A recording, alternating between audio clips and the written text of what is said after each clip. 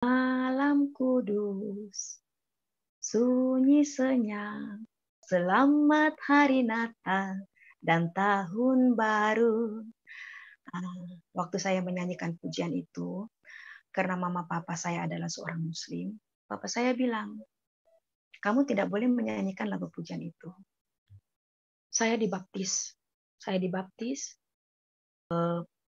Latar belakang saya sebelumnya adalah saya seorang muslim. Jadi papa mama saya adalah seorang muslim. Saya sudah bersuami, saya juga sebagai pelayan Tuhan di salah satu tempat ibadah yang ada di kota Jakarta. Dan di saat papa saya menikah lagi dengan istri ketiga. Saat itu kami tidak pernah tahu kalau papa saya itu sudah menikah lagi. Shalom, salam sejahtera dalam kasih Tuhan Yesus Kristus. Bagaimana kabar saudara? Doa kami saudara dalam keadaan sehat dan diberkati oleh Tuhan. Saudaraku, jangan lupa untuk selalu percaya kepada Yesus Kristus dan jangan tinggalkan Dia apapun yang terjadi. Hal itu dialami oleh seorang yang sekarang ini gencar-gencarnya memberitakan Injil di TikTok ya. Nah, saudara-saudara, kisah kelam hidupnya, bagaimana ia harus mengalami masalah keluarga, masalah-masalah hidup yang berat ya. Namun puji Tuhan, dia bisa melewati masalah-masalah itu karena bersama Yesus. Dia adalah seorang muslim yang sangat taat, seorang muslim yang menjalankan perintah dan ketetapan agama yang sangat khusyuk. Namun kenapa dia bisa percaya kepada Yesus Kristus? Mengapa dia memilih Yesus? Tentu ada sejarah panjangnya. Dan hari ini dia menjadi seorang misioneri. Ya, sekali lagi hari ini dia menjadi seorang misionaris. Dia bercita-cita untuk bisa mengabarkan Injil ke seluruh keluarganya, ke semua orang di Indonesia ini. Bahkan dia rindu semua orang dimenangkan. Dia memiliki begitu banyak strategi. Dari dulu sebagai seorang yang tidak suka ke Kristen, tapi sekarang dia menjadi orang yang memberitakan Yesus Kristus. Nah, bagaimana kisahnya? Kita ikuti bersama kesaksian berikut ini. Haleluya. Saya bersaksi, Puji saya akan Tuhan. perkenalkan dulu diri saya dan latar belakang saya. Nama saya adalah Ibu Handayani, biasa dipanggil Ibu Yani. Latar belakang saya sebelumnya adalah saya seorang muslim. Jadi papa mama saya adalah seorang muslim. Saya sudah bersuami, tentunya satu suami, dan melahirkan 5 orang anak. 3 putri dan 2 putra.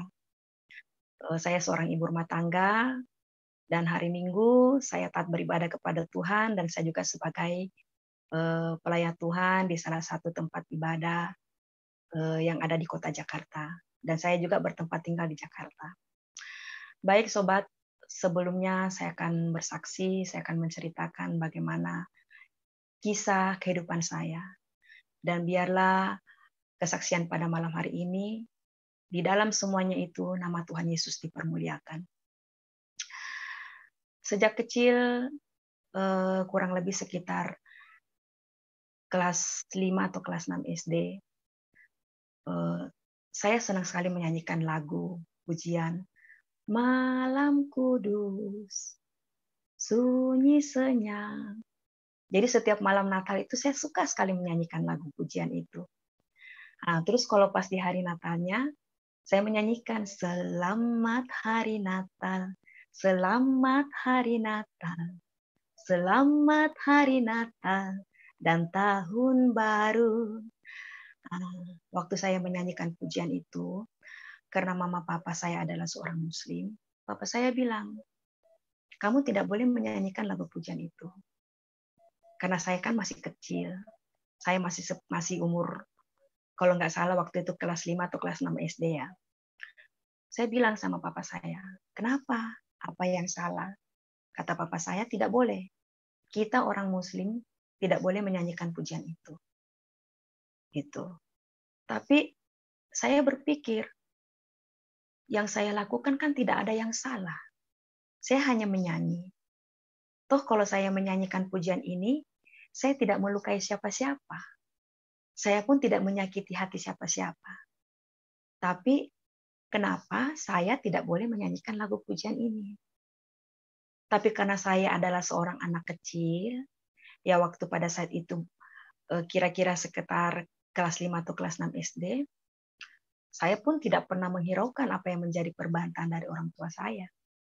Jadi kalau orang tua saya marah, saya tidak pusing. Karena saya pikir saya tidak merugikan siapa-siapa. Saya tidak menyakiti hati mama saya tidak melukai mama saya tidak melukai papa saya tidak menyakiti hati papa saya. Terus kenapa saya dilarang menyanyikan pujian itu? Saya tetap menyanyikan pujian itu. Seiring dengan waktu berjalan, kehidupan orang tua kami sebelumnya adalah mama saya itu sangat bahagia. Jadi papa saya itu mempunyai 3 orang istri. Istri pertama papa saya adalah orang Toraja. Dia masuk Muslim dan menikah kepada papa saya, mempunyai anak 3. Katanya menurut keluarga saya yang menceritakan ke saya, setelah kawin dengan mama saya, papa itu katanya sudah cerai dari istri pertama, terus menikah dengan mama saya istri kedua, mempunyai anak keempat. Kami bersaudara 4 perempuan semua, dan saya adalah anak yang paling tertua. Di antara 4 adik saya itu, saya anak tertua dari istri kedua papa saya. Awal mulanya kehidupan kami sangat bahagia. Sangat bahagia. Karena papa saya adalah seorang papa yang baik. Dia selalu mengajarkan saya untuk melakukan sholat 5 waktu.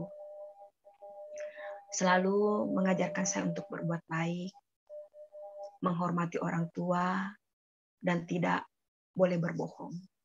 Itu ajaran dari papa saya. Kami sehidup sangat bahagia. Sangat bahagia. Di awal mulai pergumulan orang tua saya. Di saat papa saya menikah lagi dengan istri ketiga. Saat itu kami tidak pernah tahu kalau papa saya itu sudah menikah lagi. Karena yang saya tahu adalah kalau papa memang punya istri pertama tapi sudah bercerai.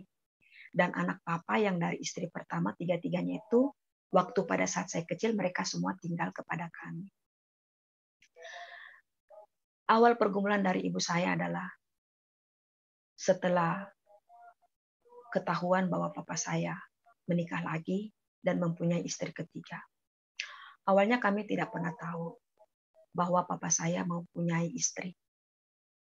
Tapi karena simpang siur yang kami dengar dari tetangga, makanya mama tidak begitu langsung percaya. Tapi mama selalu ngomong sama saya, apa iya benar papa sudah menikah lagi? Karena saya adalah anak yang tertua dari mama saya. Jadi setiap apapun tuh mama selalu ngobrol sama saya. Awalnya kami tidak pernah tahu gitu, tapi karena omongan dari tetangga yang kami dengar bahwa papa itu katanya sudah menikah lagi, akhirnya mulai saat itu mama saya ada punya rasa keraguan dengan papa saya. Jadi suatu ketika mama saya ngomong, papa saya kan kerja di salah satu perusahaan kontraktor alat berat. Dia sebagai kepala mekanik. Jadi papa saya itu suka keluar kota. Kadang waktunya dia di rumah itu cuma beberapa hari, dan selanjutnya itu kebanyakan hidup di luar kota dengan alasan tugas dari perusahaan gitu. Karena dia kan seorang kepala mekanik di salah satu perusahaan kontraktor alat berat gitu di kota Kendari. Jadi pada waktu saat itu mama saya ngomong, kakak, nanti kalau kakak pulang sekolah, kakak mampir ke tempat kerja papa, kata saya sama mama saya. Iya, saya ngomong apa, Ma? Gak apa-apa, kakak ngomong aja. Tanya sama security. Pak Abdul Hamid ada nggak? Karena papa saya kan namanya, dia seorang muslim. Jadi dia punya nama itu Abdul Hamid Sobirin. Iya, Ma. Gitu. Saya ke sekolah. Saya sekolah. Setelah saya pulang sekolah, saya ikutilah perintah mama saya. Karena kan papa saya mengajarkan bahwa saya harus mentaati perintah mama. Saya harus menghormati kepada orang tua saya. Jadi saya ikuti apa yang menjadi kata-kata orang tua saya, mama saya.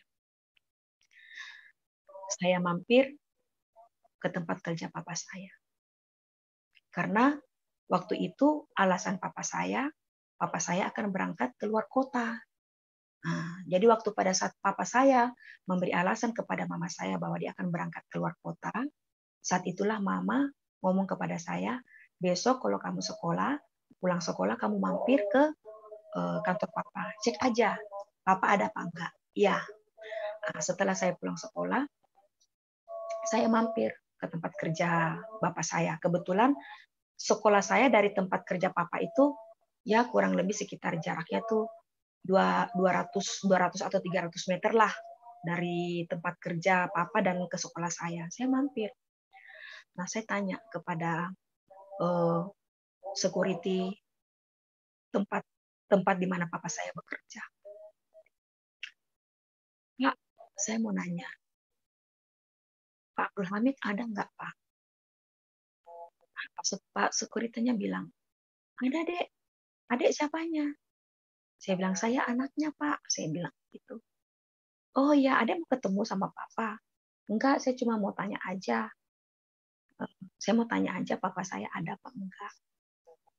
Ada, Dek, papanya ada. Oh iya, saya pulang. Saya sampaikan kepada mama saya. Saya bilang, Ma, Papa ada di tempat kerja. Papa tidak ke proyek. Mama saya hancur hati. Dia nggak nyangka gitu. Setika itu papa saya membohongi mama saya. Sampai dia rela mengatakan bahwa dia harus keluar kota karena ada urusan pekerjaan. Tapi setelah kami cek, ternyata papa saya tidak sama sekali keluar kota, tetapi dia ada di kantor bekerja seperti biasa. Mama saya terpukul. Mendengarkan semua itu, mama saya terpukul. Apa yang kami dengar dari tetangga selama ini ternyata benar. Bukan hanya simpang siur, tapi ternyata benar apa adanya. Tapi karena mama saya adalah seorang istri yang taat kepada suami, apapun yang menjadi omongan tetangga, mama saya tidak pernah dengar. Karena dia lebih percaya kepada suaminya. Tapi setelah saya datang mencek bahwa papa saya tidak keluar kota,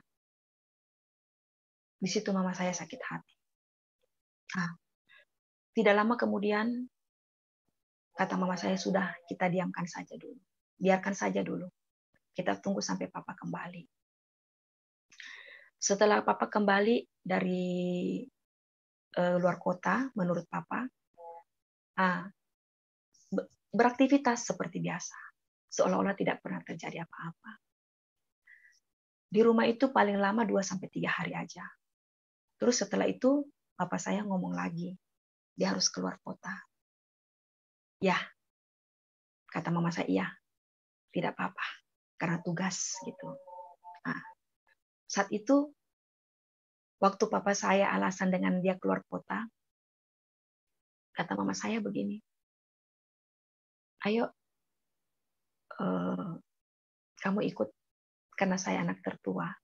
Kata mama saya, kamu ikut ya. Kita ikut, kita pergi lacak papa. Di mana papa tinggal. Kita pengen tahu, apa benar papa keluar kota, atau papa sudah tinggal ke istri mudanya. Gitu. Baik, saya ikutlah sama mama saya. Saya ikut. Ternyata kita menemukan di mana papa saya tinggal. Ternyata dia tinggal bersama istri mudanya dengan alasan sama kita adalah dia keluar kota, padahal dia tinggal bersama istri mudanya. Pada saat kita cek yang namanya mama saya kan seorang istri, dia juga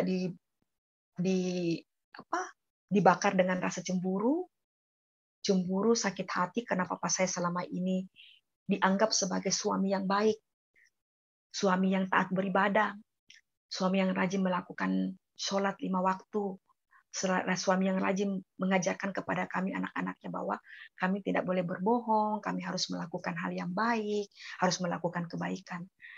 Tapi ternyata sama sekali tidak. Apa yang saya alami masa kecil sama saya, apa yang saya alami di masa kecil saya itu ternyata sama sekali tidak. Begitu mama saya tahu kita tiba di rumah itu, ributlah mama saya kepada papa saya dan kepada istri mudanya. Mereka ribut. Mama saya tidak terima dengan apa yang menjadi kebohongan papa saya.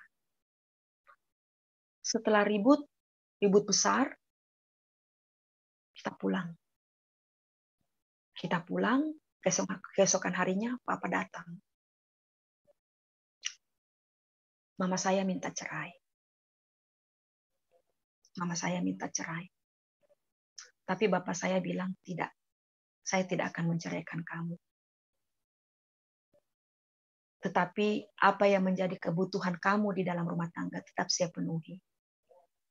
Tetap saya bagi rata, tetap saya adilkan. Gitu. Tapi karena mama saya adalah seorang istri yang taat, yang hormat kepada imamnya, kepada suaminya, iya, dia mengikuti apa yang menjadi kemauan suaminya dengan melihat kami anak-anaknya. Di sini dimulai awal dari penderitaan kami. Ternyata apa yang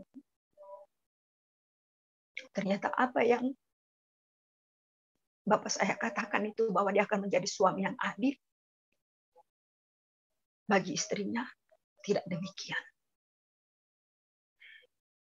Yang tadinya kami hidup bahagia, yang tadinya kami hidup serba berkecukupan, tidak seperti apa yang papa saya katakan. Disitulah awal di mana kebahagiaan kami hilang, lenyap, dibawa dengan hancurnya hati, dengan ketidakadilan seorang papa atau seorang suami. Dan pada akhirnya kami mengalami pergumulan hidup yang sangat berat. Yang dimana yang seharusnya menjadi tunjangan kami sebagai anak-anak, itu sama sekali tidak terpenuhi.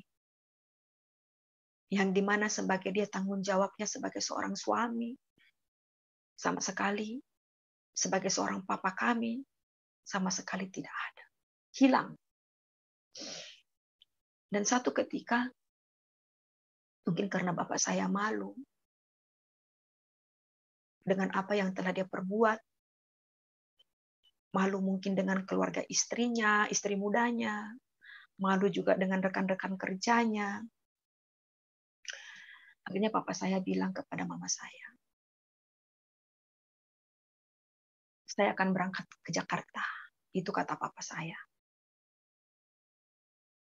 Terus kata mama saya bilang, di Jakarta kita ngapain? Kita harus tinggalkan ini Kendari. Kita harus berangkat ke Jakarta. Dan di Jakarta kita memulai sesuatu yang baru.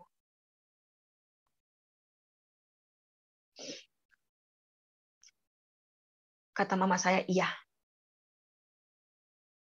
Iya. Kata papa saya, ya udah. Kalau begitu, papa dan anak-anak duluan berangkat ke Jakarta. Karena saya kan 4 bersaudara. Jadi saya anak tertua. Adik saya yang bontot, karena waktu itu masih umur 2 tahun, kurang lebih seperti itu. Dia tinggal sama mama saya di Kendari. Papa saya ngomong, saya dan anak-anak akan berangkat ke Jakarta. kamu tinggal di Kendari aja sama yang kecil untuk menjual rumah beserta segala isinya. Setelah itu semua sudah terjual, kamu menyusul ke Jakarta. Kata mama saya iya. Karena mama saya orangnya lugu, orangnya taat kepada istrinya. Dia tetap manut. Padahal mama nggak pernah tahu bahwa papa tuh bohong lagi. Manutlah. Iya. Pada akhirnya kami ke Jakarta. Setibanya saya di pelabuhan Kendari, saya di dalam kapal. Mama saya kan juga ikut mengantar. Dari kota Kendari, mama saya ikut mengantar kami sampai ke pelabuhan Kendari. Nah, jadi waktu pada saat kami masuk ke dalam kapal, mama saya sempat ngomong sama papa saya pengen masuk, lihat anak-anak di dalam. Kata papa saya, udah, nggak usah masuk katanya. Udah kamu pulang, sebentar lagi kapal akan berangkat menuju Jakarta. Sebentar lagi kapal akan berangkat menuju Bau-Bau, dari pelabuhan Bau-Bau menuju ke Jakarta. Jadi kata mama saya, udah. Akhirnya mama saya pulang. Pulang, nggak lama, saya di dalam. Di dalam sama adik saya 3 orang. Awalnya saya tidak tahu. Awalnya saya tidak tahu sama sekali. Tapi kakak saya yang dari istri pertama papa saya, namanya Santi, ngomong sama saya. Dek, kamu tahu nggak yang di samping kamu itu siapa yang lagi tidur? Enggak, kata saya. Kamu lihat nggak, Dek? Itu adik kecil yang ditemani tidur. Kata saya, enggak, saya nggak kenal siapa. Saya begitu. Dia bilang, kakak saya dari istri pertama bapak saya. Itu istri ketiga papa. Itu anaknya. Saya diam. Saya bilang sama kakak saya, benar. Itu istri bapak dengan anaknya. Iya, benar. Masa saya mau bohong, katanya. Iya. Saya diam. Saya diam. Karena saya tidak bisa berbuat apa-apa. Saya sudah di kapal. Mama saya sudah pulang. Kapal sebentar lagi berangkat. Sedangkan papa sudah ada di dalam sama istri mudanya. Jadi waktu itu, sepanjang perjalanan, hati saya hancur. Dari pelabuhan Kendari, Bau-Bau, sampai di Jakarta, hati saya hancur sekali. Saya bilang sama adik saya yang pertama, yang kedua, dan yang ketiga. Dek, kita di sini aja bertiga ya. Kita nggak usah gabung ke sana. Ternyata papa bohongin mama lagi. Dia bilang cuma kita aja. Cuma papa dengan kita aja yang berangkat ke Jakarta. Ternyata di dalam sudah ada istrinya dengan anaknya yang menunggu. Karena adik saya yang kedua sama yang ketiga waktu itu masih kecil. Kalau saya tidak salah, mereka itu kelas 4 SD sama kelas 2. Karena jarak-jarak kami itu beda-beda 2 tahun. Itu adik saya diam.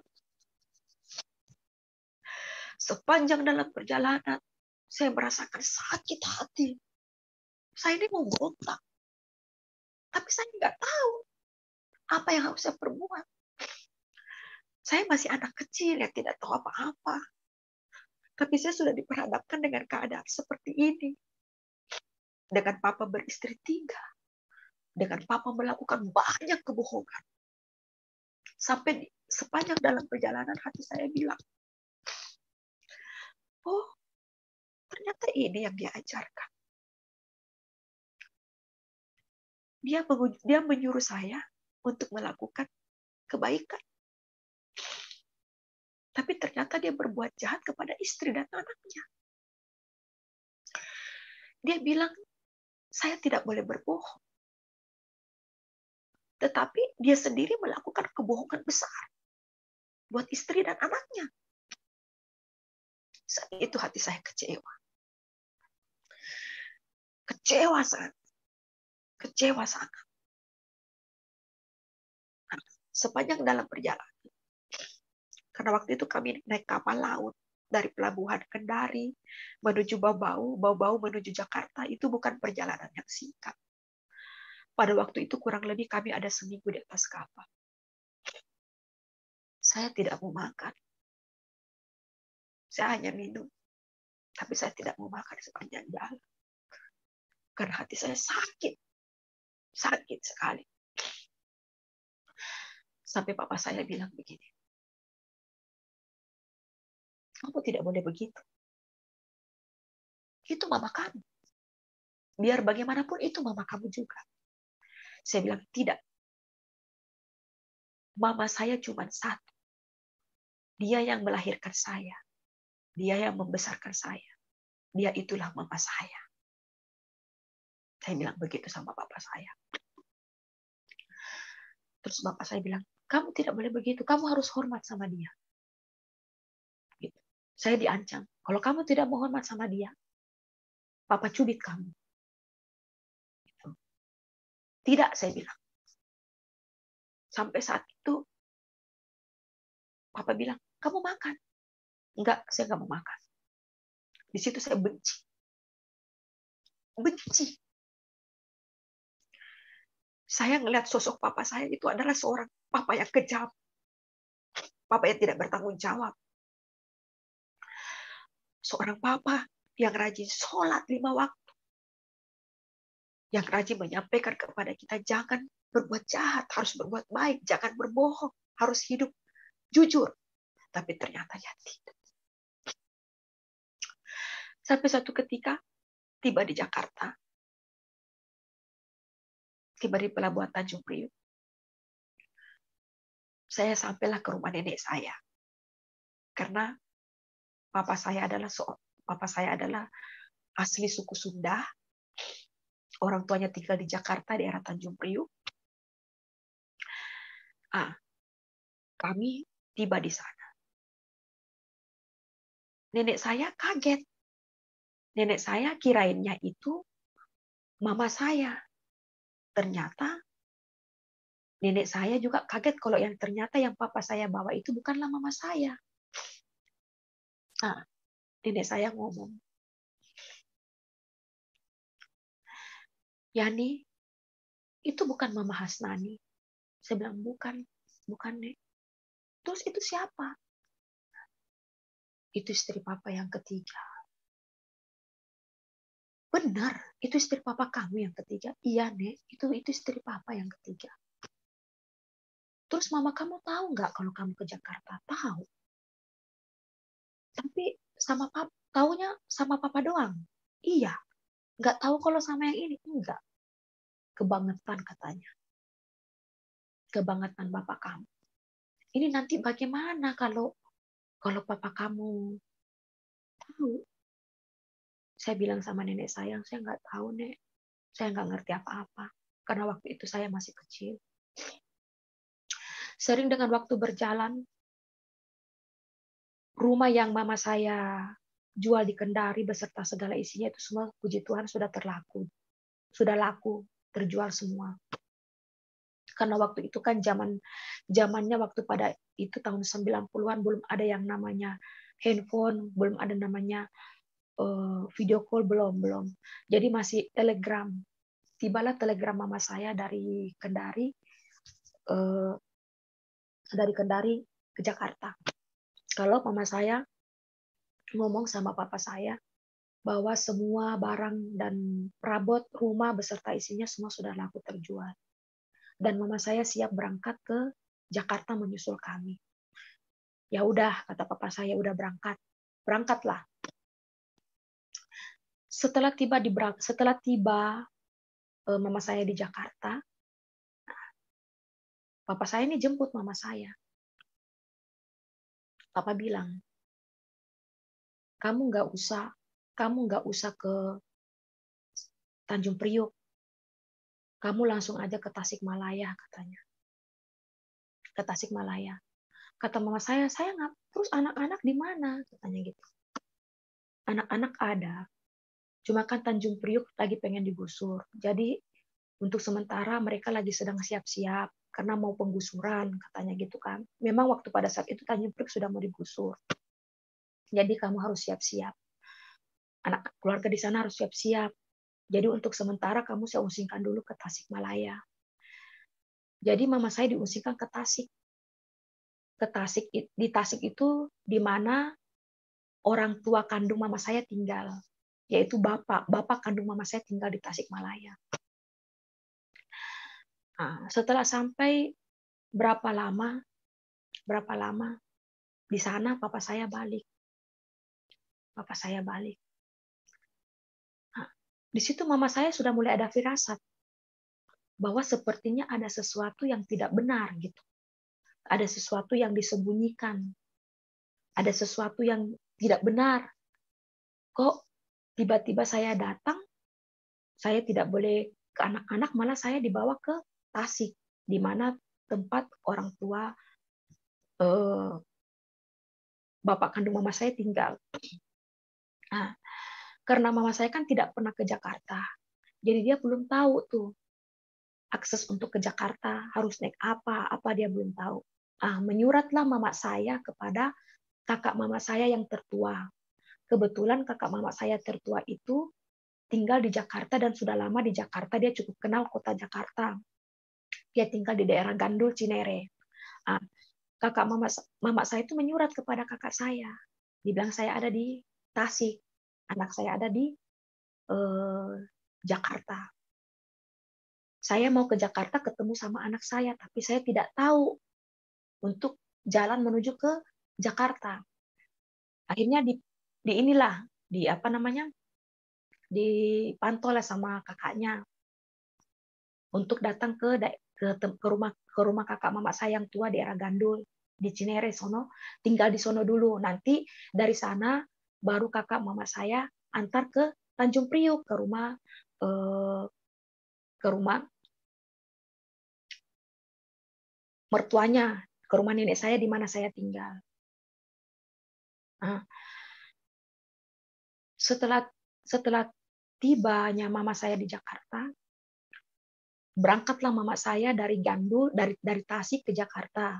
Setelah tiba di Jakarta, mama saya minta tolong kepada kakaknya untuk antar ke Tanjung Priok. Diantarlah sama kakaknya ke Tanjung Priok, ke tempat di mana kami tinggal.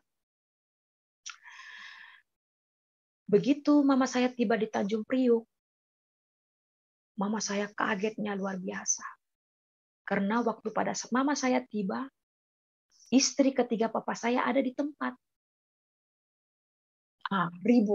Ribut besar, ribut. Karena mama saya kan sudah pernah ketemu sekali dengan istri ketiga papa saya, jadi begitu ketemu di Tanjung Priok, mama saya cukup kenal. Akhirnya mereka ribut besar. Karena nenek saya malu sama tetangga, akhirnya nenek saya bilang sama mama saya, iya Has, nenek juga nggak tahu kalau Hamid bawa istri muda lagi ke sini. Karena nenek saya itu taunya mama saya saja. Dia nggak tahu lagi kalau ada istri ketiga. Gitu. Akhirnya dipisahkanlah mereka. Dipisahkan mereka untuk tidak ribut. Akhirnya mama saya dibawa pergi untuk kembali ke rumah kakak saya. Sejak hari itu, saya diam. Waktu saya lihat mama saya ribut, saya diam. Saya bilang, saya nggak nyangka bisa seperti ini. Nenek saya tidak terima. Nenek saya malu sama tetangga. Karena nenek saya cukup dikenal di Tanjung Priok. Beliau sudah cukup lama tinggal di situ. Akhirnya dia malu karena terjadi keributan di dalam rumahnya karena ulah anaknya sendiri. Akhirnya nenek saya bilang begini, suruh pergilah. Disuruhlah pergi bapak saya. Akhirnya bapak saya pergi dengan istrinya, pergi dengan istrinya. Saat itu kami tidak tahu, kami tidak pernah tahu bapak itu pergi kemana sama istrinya. Kami ditinggalkan dengan mama saya begitu saja di Jakarta. Bapak saya pergi tidak meninggalkan kabar, dia pergi kemana, tidak meninggalkan pesan, surat, ataupun biaya hidup, tidak. Jadi, selama bapak saya pergi meninggalkan kami di Jakarta, kami hidup dari uang rumah perabot yang sudah dijual sebelumnya di Kendari, itu menjadi biaya hidup kami selama ada di Jakarta. Uang itu tidak cukup untuk membiayai kehidupan kami. Jadi, nenek saya bilang,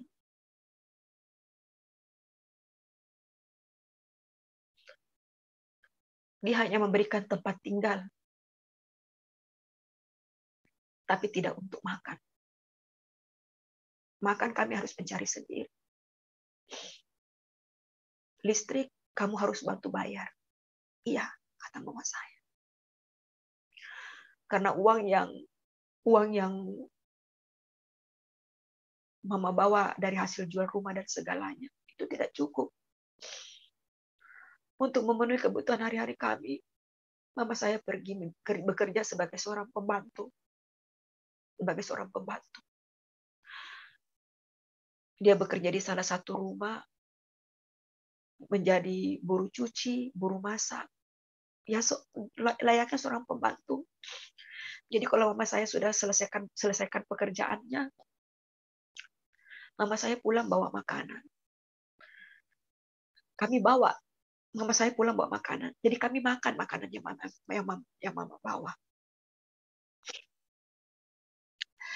Dan waktu itu saya juga kan melanjutkan sekolah di Jakarta. Nah, sampai suatu ketika, mungkin nenek saya sudah tidak kuat, sudah tidak tahan. Padahal kami hanya numpang tinggal. Kami tidak membebani dia untuk biaya makan.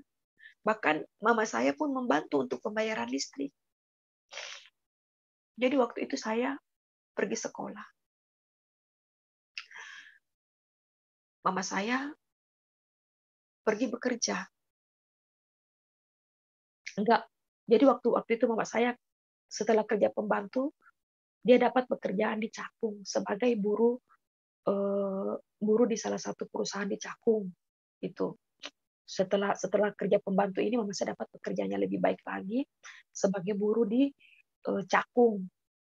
Nah, karena mungkin nenek saya lihat bahwa mama saya sudah punya kerja sudah baik di Cakung sebagai buruh pabrik dan gaji tetap sudah ada. Nah, nenek saya suruh saya keluar dari rumah itu. Suruh bawa kami dengan anak-anaknya untuk keluar dari rumah itu. Jadi kata mama saya, iya nanti katanya gitu. Tunggu sudah gajian gitu baru kami keluar. Karena kalau sekarang kan kita tidak punya uang untuk bayar kontrak gitu kan. Nah, kata nenek saya iya. Tapi kami nggak tahu gitu kalau ternyata nenek itu diam-diam cari-cari kontrakan gitu. Kita nggak tahu.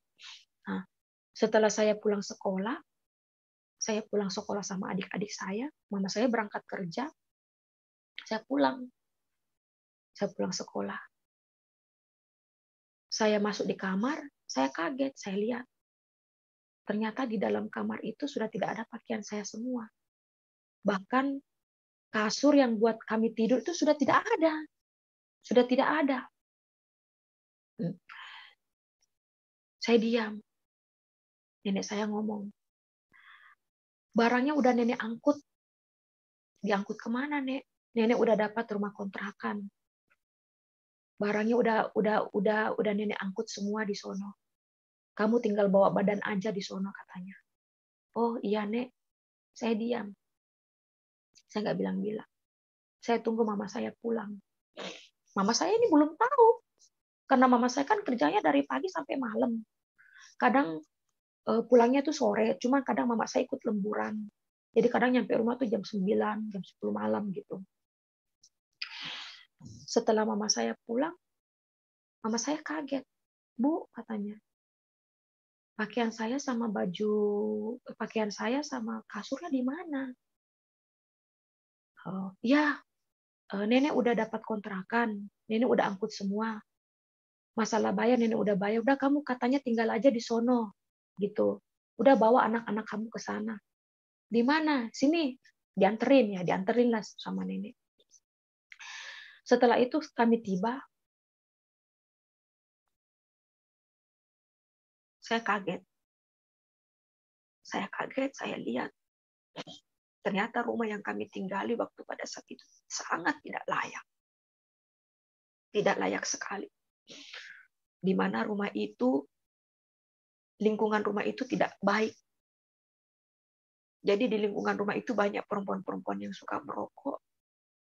Banyak supir-supir kontainer yang suka mampir, minum-minum, sampai mabuk-mabukan. Sampai saya menangis, saya bilang sama mama saya, Mak, kok mereka tega ya buat kita begini? Kayak gitu. Kok Bapak tega ya, Mak? Nenek juga tega. Padahal kita kan nggak minta makan. Kita hanya numpang tinggal. Tapi kok kita dicariin rumah kontrakan kayak begini? Rumah kontrakan itu seperti kandang kambing, saya bilang. Di mana kotor. Banjir ya banjir. Pokoknya tidak layak sekali lah. Tidak layak, sangat tidak layak. Mama saya bilang, terus mama saya peluk saya kan. Dia rangkul tuh anaknya 4-4. Dia bilang,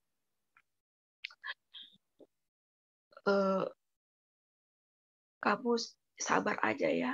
Gitu. Kita jalani saja. Masih ada mama kok yang cari uang. Kalau mama pergi kerja, kamu jaga adik-adik kamu. Biar mama yang kerja nyari duit, kamu urus adik kamu. Iya, Pak. Di situ saya benci. Saya benci kepada bapak saya. Saya benci kepada dedek saya. Saya benci kepada semua keluarga bapak saya. Karena mereka sama sekali tidak menganggap kami. Mereka sama sekali tidak menolong kami waktu pada saat itu. Jadi benar-benar bapak saya sendiri. Setelah sekian lama, tidak ada kabar. Tidak ada kabar. Tiba-tiba bapak saya datang. Datang seperti seorang pahlawan. Yang tidak pernah punya rasa bersalah apa-apa. Karena bapak saya adalah istri yang manut, yang masih hormat. Karena dia belum ada status cerai dengan suaminya. Tetap dia ikut. Akhirnya bapak saya bilang, ayo kita pindah. Dari tempat ini katanya. Pindah dari tempat ini. Tempat ini katanya tidak cocok lingkungannya. Ya udah, kita pindah. Saya udah senang di hati saya. Karena pikir saya nih, bapak saya sudah balik. Bapak saya sudah bahagia lagi. Tapi rasa benci saya itu tidak bisa hilang. Mulai dari berangkat ke Kendari sampai pada hari itu. Akhirnya dapatlah kita rumah kontrakan yang lebih layak. Di mana rumah kontrakan itu di depannya ada warteg sama pedagang sembako. Jadi rumah kontrakan itu cukup inilah sederhana, tapi tidak seperti tempat yang awal gitu. Tidak seperti tempat yang awal. Nah, tinggallah beberapa saat bapak saya dengan mama saya. Tapi waktu pada saat itu bapak saya tidak punya penghasilan apa-apa. Bapak saya tidak bekerja. Jadi yang menunjang kehidupan kami di Jakarta yaitu mama saya sebagai seorang istri, sebagai tulang punggung, dia bekerja di Cakung di salah satu perusahaan sebagai buruh pabrik itu, di perusahaan garment itu. Nah, tiba-tiba bapak saya ngomong ke mama saya. Karena mama saya sebelum kami berangkat ke Kendari tinggal, mama saya kan juga punya rumah di Makassar. Nah, rumah di Makassar itu ditempati dengan saudara mama saya yang nomor 3 gitu. Jadi selama kami di Kendari, rumah yang di Makassar itu ditempati dengan saudara mama kami yang ketiga. Nah, waktu kami ke Jakarta, rumah yang di Kendari itu mama jual beserta perabot-perabotnya, baru uangnya itu dipakai untuk berangkat dan biaya hidup di Jakarta. Nah, sampai di Jakarta tiba bapak saya ngomong. Bapak saya bilang, mending kamu katanya pulang ke Makassar. Jual itu rumah di Makassar. Terus kata mama saya, terus kamu pulang ke Makassar, bawa ini anak yang kecil, adik saya itu yang kecil namanya Fani, waktu itu masih umur kurang lebih 2 atau 3 tahun, kamu bawa dia, terus kamu di Makassar, jual itu rumah. Setelah jual itu rumah di Makassar, rumahnya sudah laku, kamu balik ke Jakarta, di Jakarta nanti kita pikir usaha apa yang harus kami lakukan, begitu. Karena papa saya kan sudah tidak punya penghasilan, gitu. Iya, kata mama saya, iya. Berangkatlah mama saya ke Jakarta menuju ke Makassar. Nah, setelah tiba di Makassar, mama saya ngomonglah sama kakaknya yang nomor 3, ngomong katanya rumah ini mau dijual. Tapi kata kakak mama saya bilang, kalau rumah ini dijual itu tidak seperti kita menjual perhiasan. Begitu bawa perhiasan ke toko emas langsung laku. Ini butuh waktu beberapa lama. Jadi kalau kamu mau jual rumah ini yang di Makassar, berarti kamu harus tinggal untuk beberapa lama untuk menjual rumah itu. Kata mama saya, udah. Jadi keterangan ini disampaikan kepada bapak saya. Ternyata bapak saya, waktu mama saya pulang ke Makassar, saat itulah kesempatan bapak saya lagi untuk bohong lagi. Bohong kepada istri, bohong lagi kepada anaknya. Ngomong sama bapak saya. Yani, kamu tinggal bertiga di sini ya sama adik-adik kamu. Kamu jaga adik-adik kamu ya yang baik. Bapak mau berangkat ke saya lupa waktu itu kemana, ke Kerawang kemana gitu, ke Cikarang apa kemana, Cikampek saya lupa gitu. Bapak lagi ada kerjaan di sana gitu. Kamu di sini bertiga sama adik kamu. Nanti kalau kamu mau makan, kamu nggak bisa masak, udah kamu ke nenek aja gitu. Jaga adik kamu ya, ya iya, saya bilang gitu ya. Deket kok nanti bapak katanya pulang seminggu sekali, iya. Sering waktu berjalan, kok bapak saya ini tidak pulang-pulang gitu. Mama saya juga di Makassar. Sedangkan saya ini bingung.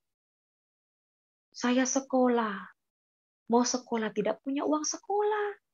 Baik uang SPP sekolah waktu pada saat itu kan sekolah negeri pun juga masih ada uang SPP. Gitu berapa tahun yang lalu tahun 90-an itu sekolah negeri itu masih ada uang SPP. Nah, saya bingung, saya sudah nggak membayar uang sekolah berapa bulan gitu. Sedangkan papa saya pergi ini tidak ada kabar, tidak pulang-pulang, tidak juga nyimpan duit. Mama saya juga di sana, di Makassar. Saya ini bingung bagaimana saya harus urus adik saya 3 orang ini, bingung gitu.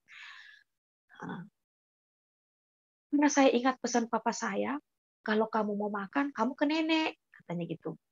Bapak udah bilang sama nenek, tapi saya nggak tahu bilangnya apa. Bilangnya apa udah ngasih duit ke nenek saya buat makan kita atau bagaimana, saya nggak ngerti gitu. Jadi setiap kali saya datang ke sana, nenek saya marah. Saya itu nggak boleh makan kalau tidak kalau tidak bantu nenek saya. Jadi saya harus bantu dulu urus pekerjaan rumah, urus piring-piringnya dia habis masak, baru saya bisa makan. Karena kalau saya tidak urus semuanya, saya tidak boleh makan. Nggak makan. Satu ketika mungkin nenek saya sudah kesel ya, sudah kesal dengan keluhan bapak saya. Nenek saya marah. Kamu tahu nggak, katanya. Enggak, nih, saya bilang. Bapak kamu tuh bohong, katanya. Bapak kamu tuh tidak pergi kerja. Bapak kamu tuh nggak punya kerjaan. Saya diam. Saya nggak tahu, Nek. Kan setahu saya bapak saya pergi kerja gitu. Coba kamu lihat bapak kamu, katanya. Sudah mama kamu disuruh pulang ke Makassar. Sudahnya dia pergi, nggak nyimpan duit, nggak nyimpan apa. Kamu ditinggalin 3 orang di sini. Memangnya kamu ditinggalin 3 orang di sini itu bukan beban nenek? Itu beban nenek. Buat kasih makan kalian itu, saya harus nyari duit di mana? Sedangkan bapak kamu itu pergi tidak meninggalkan uang sama sekali. Saya diam. Saya bilang, memang bapak saya kemana, Nek? Tolong jujur, saya bilang. Kamu tahu bapak kamu kemana? Iya, Nek. Bapak kamu pulang ke Kendari ke istri ketiganya. Saya diam. Saya lemes. Saya bilang, tega sekali. Pergi meninggalkan kami 3 orang di Jakarta tanpa harus meninggalkan biaya hidup. Saya bilang, iya, Nek. Nggak apa-apa. Nanti saya kabari mama saya. Saya bilang. Nenek tidak usah pikirkan makan saya bilang. Nanti mama saya kirim tiap bulan buat makan saya. Iya, katanya. Saya sudah tidak mau pusing. Bapak kamu tuh sudah terlalu banyak menyimpan beban. Katanya gitu. Iya. Sejak hari itu saya bilang. Sejak hari itu, begitu saya dengar bapak saya pulang ke istri mudanya, bapak saya tidak menyimpan apa-apa. Sejak hari itu,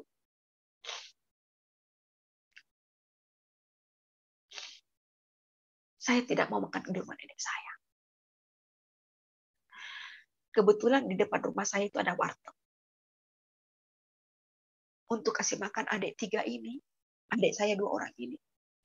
Saya bilang sama adik saya, Dek, kami udah nggak sekolah. Kami sudah tidak sekolah karena kami sudah tidak punya uang untuk bayar uang sekolah. Untuk biaya hidup pun sudah tidak punya.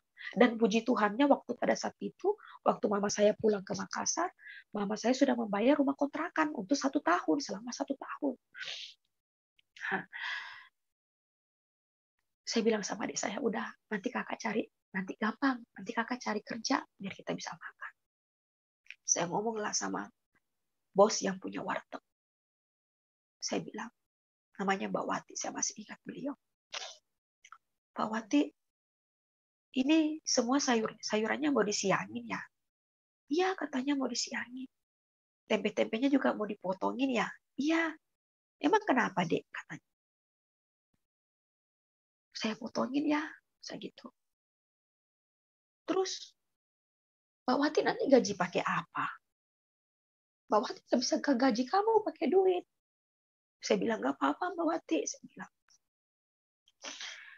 kalau saya nggak digaji duit, nggak apa-apa. Yang penting adik-adik saya bisa makan. Oh ya udah, nggak apa-apa. Jadi setiap hari tuh saya bantu warteg.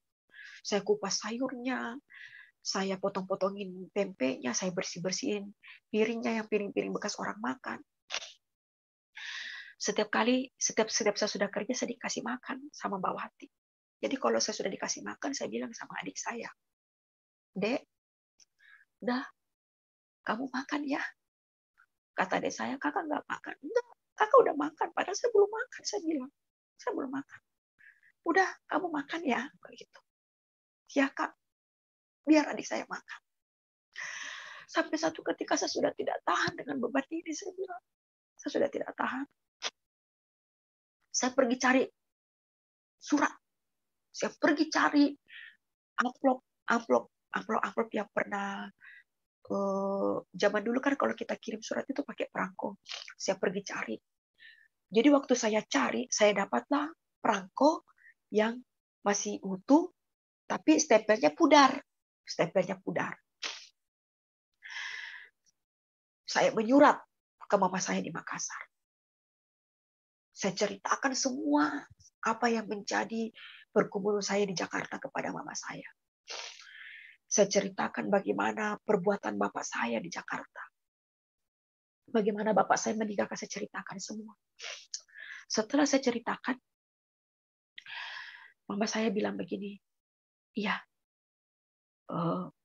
nanti mama kirim duit. Jadi setiap saya kirimlah, sudah saya menyurat itu, saya kirim surat itu dengan perangko yang bekas, yang stempelnya pudar. Saya kirim, akhirnya surat itu sampai. Setelah sampai surat itu, mama saya kagetnya luar biasa.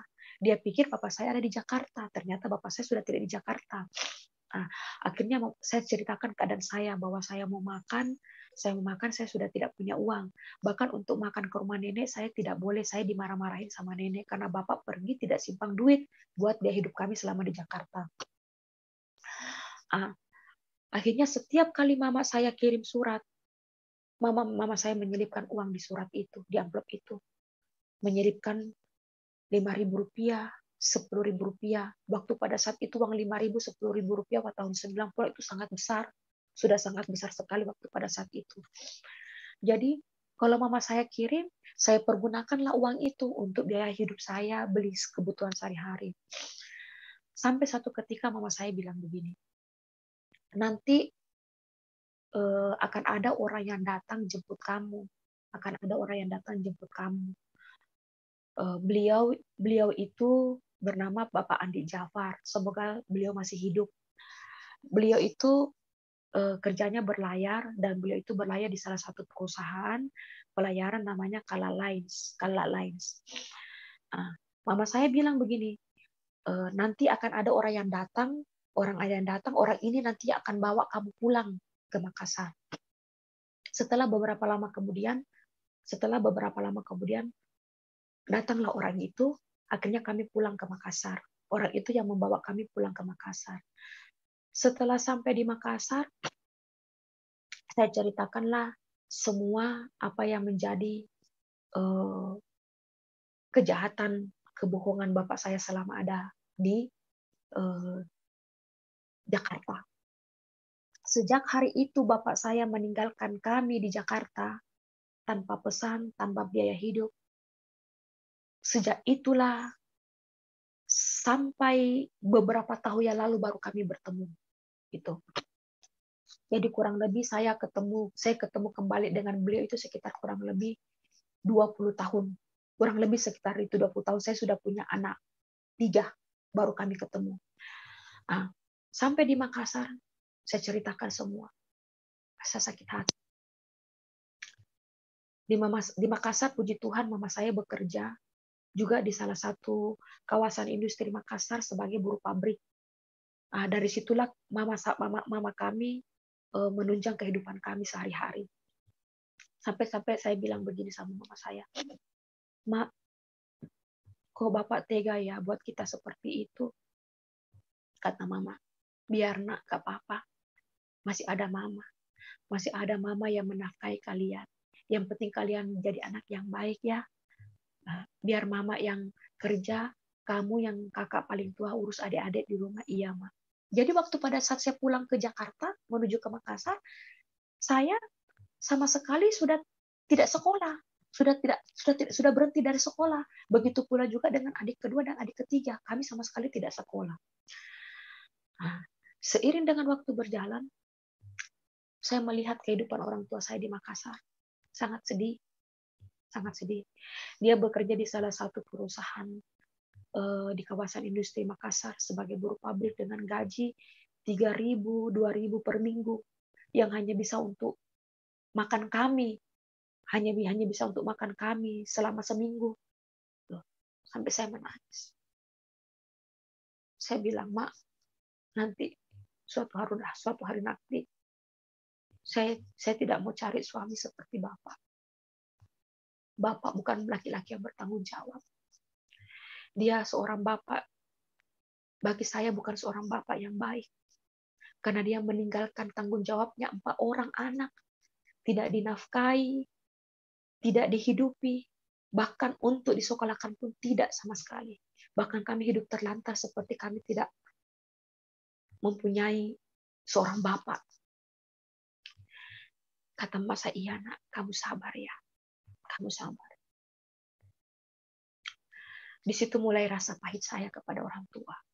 Melalui kehidupan yang saya jalani di masa kecil saya, di situ mulai ada timbul rasa sakit hati, benci kepada bapak saya. Sampai satu ketika saya bertemu dengan suami saya yang sekarang ini. Saya kenal beliau. Beliau begitu mengasihi saya. Akhirnya kami pacaran. Pacaran kami itu nggak lama. Akhirnya dia datang melamar. Saya bilang sama mama saya, Ma, ini pacar saya mau datang lamar. Kata mama, ya udah, nggak apa-apa. Terus mama jawab, tapi bagaimana? Dia kan sama kita tidak seagama, nak. Dia Kristen, kamu Muslim. Saya bilang apa? Udah sih, Mak, nggak apa-apa. Jangan hanya karena faktor agama, terus itu menghalangi saya sama dia. Semua agama mengajarkan kebaikan, saya bilang sama mama saya. Iya benar, Nak. Terus kata mama saya, ya udah, kalau memang kamu mau menikah sama dia, ya sudah menikah. Karena saya berpikir, dengan saya menikah dengan suami saya yang sekarang ini, saya bisa mengurangi beban orang tua saya. Artinya, yang tadinya beban mama saya 4, berkurang 1 kan menjadi 3 lagi, gitu kan, sisa 3 lagi. Nah, saya kawin dengan suami saya dibaptis, akhirnya kami menikah. Disinilah awal dari semuanya. Jadi waktu saya menikah dengan suami saya itu, saya tidak pernah direstui dengan keluarga suami saya. Dan yang menghadiri pernikahan kami waktu pada saat itu cuman mama mertua dan saudara laki-laki dari mertua saya.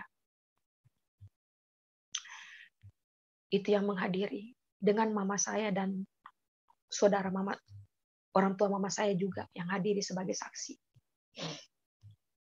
Jadi sebelum saya menikah dengan suami saya dibaptis. Saya mengikuti prosedur pernikahan sampai pada saya pernikahan sampai pada hari H saya menikah. Jadi waktu saya menikah, waktu pada saat itu tidak ada pun satu dari keluarga suami saya yang merestui. Jadi sebelum saya menikah dengan suami saya itu, saya kenal nih suami saya, dia baik. Tapi salah satu kekurangannya dia adalah dia itu suka minum minuman keras. Tapi saya tidak melihat bahwa dia itu sosok peminum, karena saya lihat dia baik, dia begitu mengasihi saya. Nah, jadi saya tidak hiraukan gitu. Akhirnya kami menikah. Setelah kami menikah, disitulah awalnya mulai saya merasakan sangat sakit hati, hancur hati melihat keadaan kehidupan saya. Di mana saya menikah, tidak ada satupun saudara dari suami saya yang merestui pernikahan kami. Tidak ada. Padahal mereka Kristen. Mereka Kristen, mereka rajin beribadah. Tapi kenapa waktu pada saat saya menikah dengan suami saya, tidak ada pun satu yang merestui. Bahkan mereka begitu membenci saya. Dengan alasan yang saya tidak pernah tahu sampai pada hari ini. Akhirnya kami hidup terpisah dari keluarga suami. Kami menyendiri.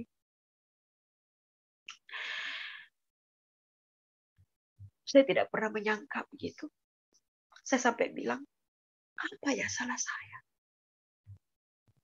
Kenapa kok saya menikah sama suami saya tidak punya salah apa-apa, tapi kenapa saya dibenci? Saya bilang begitu. Kenapa saya dimusuh? Sedangkan saya tidak pernah berbuat apa-apa sama mereka. Saya tidak pernah berbuat jahat sama mereka. Saya kenal pun mereka setelah saya menikah dengan suami saya. Tapi kenapa mereka begitu membenci saya?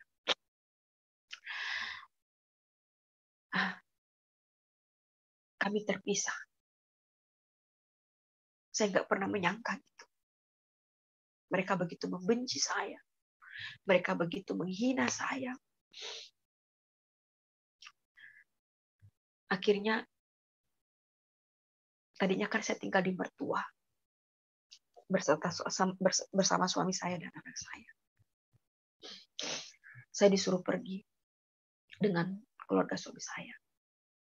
Saya masih ingat kata-katanya sampai pada hari ini. Kamu keluar dari rumah ini. Kamu bukan bagian dari keluarga Kristen. Kamu pergi dari rumah ini, tidak ada satupun dari rumah ini menjadi hak kamu. Saya bilang, iya. Saya tahu diri, saya bilang. Saya juga tidak bisa memaksa kalian untuk kalian menyukai saya bilang. Kalian punya hak untuk membenci saya. Dan saya juga pun punya hak untuk membela diri saya karena saya tidak pernah menyakiti kalian, saya bilang begitu. Iya, saya pergi, saya bilang begitu. Saya keluar dari rumah ini. Waktu itu saya keluar dari rumah itu, saya tidak punya uang sama sekali. Sampai mertua saya bilang begini, kamu jangan keluar. Tidak, Mami. Saya harus pergi. Terus kamu ngambil duit di mana? Saya bilang begitu. Saya tidak. Waktu itu, saya masih ingat, saya punya cincin kawin. Satu-satunya perhiasan yang saya miliki. Saya bilang, saya jual ini cincin kawin saya. Nggak boleh, katanya. Kamu tidak boleh menjual cincin kawin itu. Cincin kawin itu punya sejarah. Kamu tidak boleh menjualnya. Saya bilang, tidak apa-apa. Ini hanya cerita sejarah. Saya bilang begitu. Arti sesungguhnya pernikahan. Kesaksian berikut ini. Haleluya. Puji Tuhan, Tuhan memberkati saudara. Teruslah bagikan tayangan kami kepada sekalian banyak orang supaya mereka diberkati Tuhan. Sampai jumpa lagi dalam program acara kami selanjutnya. Haleluya. Puji Tuhan. Shalom.